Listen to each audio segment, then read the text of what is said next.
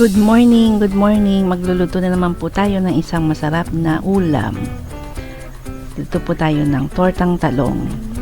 So ayan po, inihaw ko po yung talong. Tapos po tinanggalan ko po ng balat at pipiga-pigain po natin ngayon ng tinidor para po lumapad siya.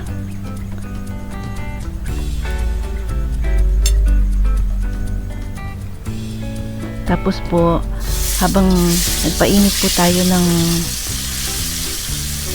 mantika, ilagay po natin yung talong, palaparin natin hanggang sa magagawa po natin, ibubuka po natin siya.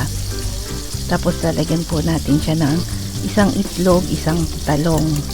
So yung itlog po, tinimplahan ko po ng asin, betsin, tsaka paminta po.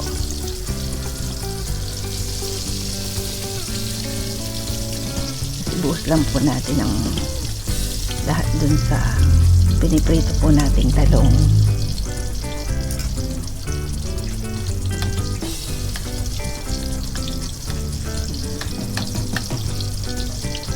Prito po natin yung masarap po diyan yung medyo sunog-sunog po ng konti.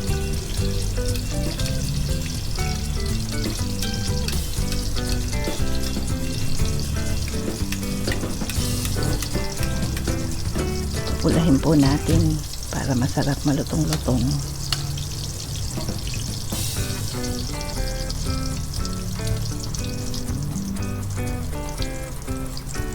Gustong-gusto po ito ng anak ko. Paborito po niya yung tortang talong. Yan, ganyan po yung medyo mapula-pula po. Masarap.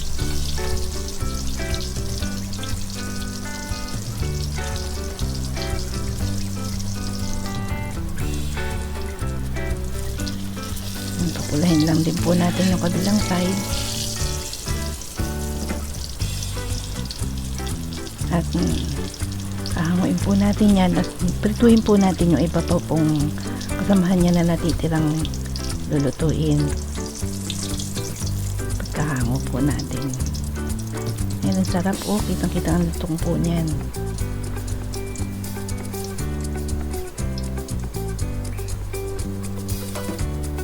Wow, ang sarap. Lagyan po natin ng ketchup sa ibabaw at kanin.